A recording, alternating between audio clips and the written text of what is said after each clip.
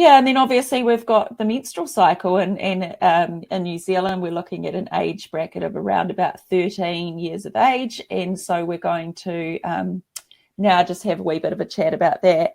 Again, when we look at the historical kind of conversations that have happened around the menstrual cycle and where it's been brought in the education system, is there's still just been a really big push on the menstrual cycle as a means of looking at reproduction.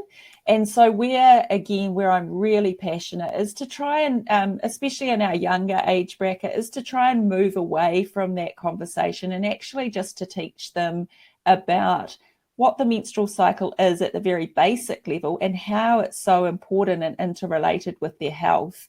And the same for parents, just really getting some good understanding of why the hormone production is so important and how it influences the rest of the body systems. And because it influences almost every body system, it's going to inadvertently impact performance and health. So yeah, that's the big thing.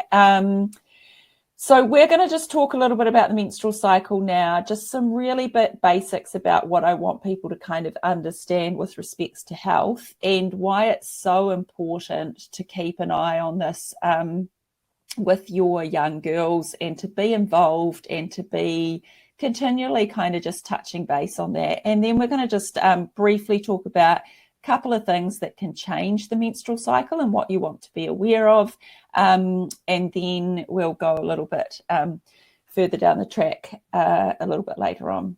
Cool. So the most important thing, I guess, to realize about the menstrual cycle when we're talking about health is that the main event of a natural menstrual cycle is this process of ovulation.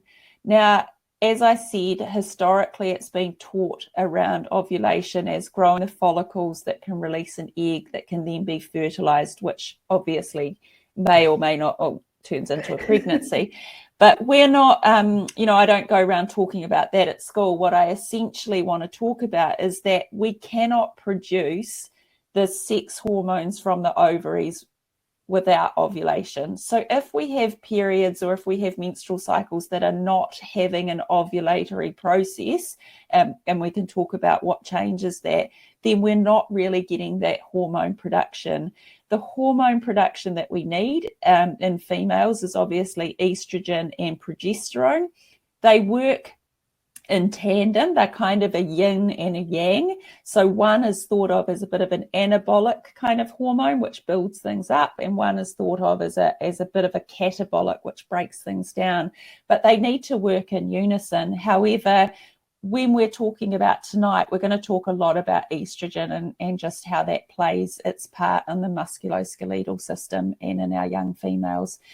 So what I'm going to the thing is that these hormones that we produce, estrogen and progesterone, they're really vital for our female health. They play a massive role. They play a role from anything to do with brain, cognition, mood. They also impact bone and soft tissue.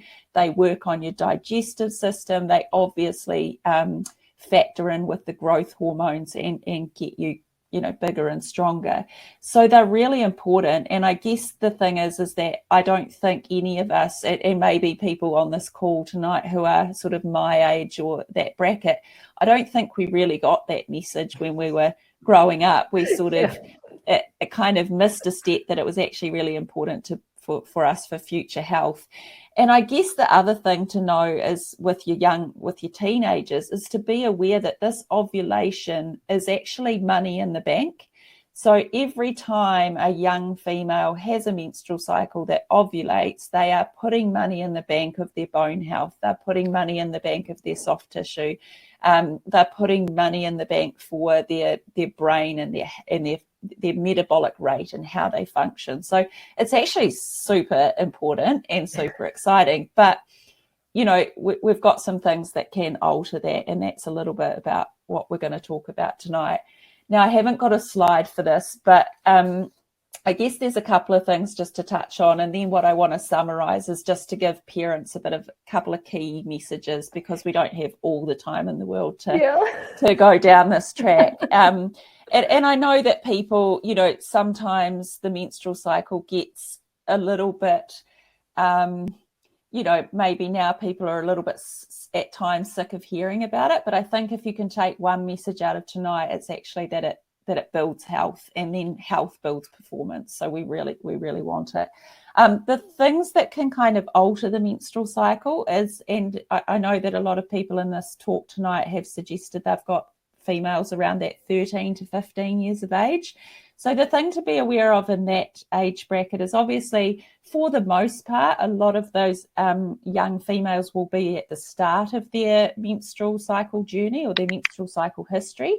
And so the onset of menstruation at maybe around that 13 years of age can make the menstrual cycle a little bit irregular. And so usually what we will say is that we want a menstrual cycle that's about 21 to 35 days. So that's from day one of one period to day one of the next period.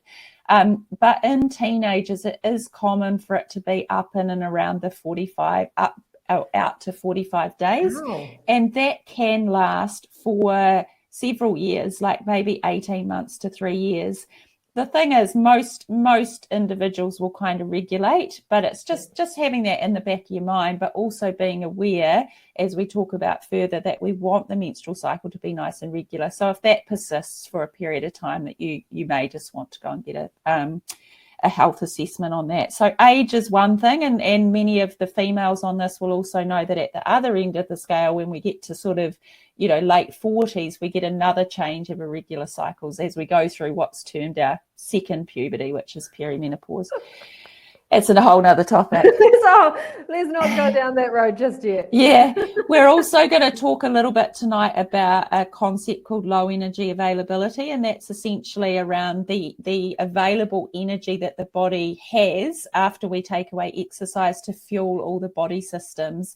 And having low energy availability to fuel your body system can impact the menstrual cycle, because one of the body systems that can get down regulated if we're not eating enough food or we're not bringing enough energy from food is the menstrual cycle.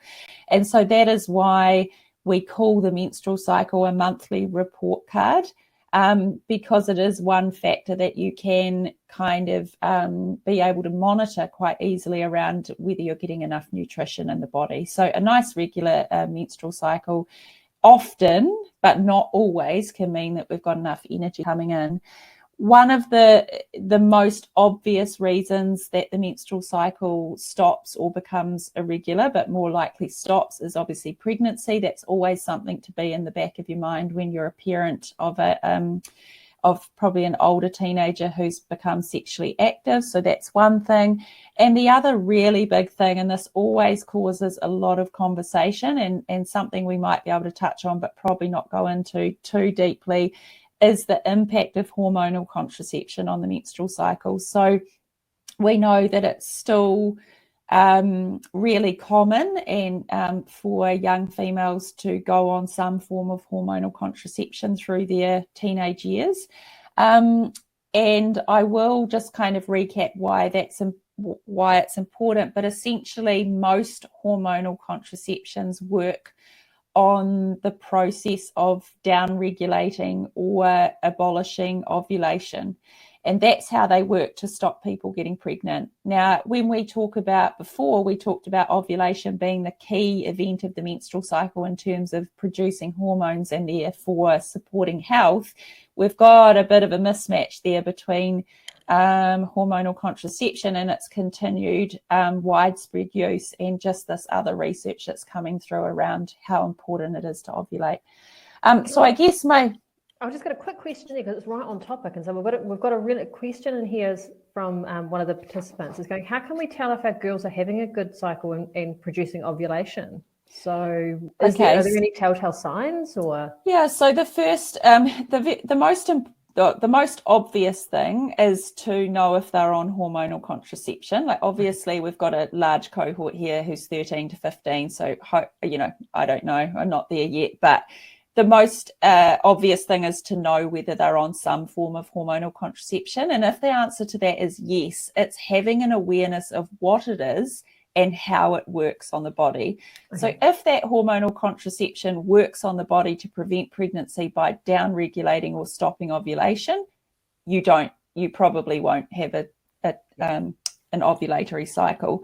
The other thing is if you have a natural cycle, so you're not having any other medication that can interfere with that or hormonal contraception, then the way that you should know that you're ovulating is one, through cervical mucus, which or cervical fluid, which you can look up the signs of ovulation. Also, a nice regular healthy period with bleeding. And if you are concerned around whether there is ovulation, there are some other tests that you can done and have done with your GP. But essentially, you are unlikely to ovulate if you're on hormonal contraception. There are some forms of contraception that allow ovulation, and therefore that's why it's really important to know which ones is which. Amazing, thank you. So I guess that, just the four sort of key messages for parents and anyone who has a teenage daughter or works closely with them or supports them is really the questions around the menstrual cycle are, is it present for a start? Do they have one, and is it regular? I guess the fact for that would be, is it natural, or is it a hormonal cycle, a hormonal contraception affected menstrual cycle, which means that it's actually not it's actually a withdrawal bleed, so it's not a true period, and that is another topic. Is it healthy? So is it within these normal guidelines that we kind of see? And for that, it's really the age. So has the onset of the first period come before they're in and around 15? If they get to 16, we know that that's delayed onset of menarche. And that we want menstrual cycles to be not excessively heavy in terms of blood loss, and they shouldn't be so painful that young people are missing school or sport or social interactions. So that's what we mean by within normal guidelines. And then with that, it's just knowing if they need further support or assistance, so medical intervention. Yeah, and so look, there's a couple of questions that have come through, and there's a couple of questions that we've seen through some of the chat. That are asking some of those questions, like not sure if it's normal or where there's extreme, or heavy bleeding, or those kind of things, extreme fatigue, nausea, that sort of stuff. The conversation is then, hey, look, maybe there's a need to go and talk to your GP or something like that. Is that?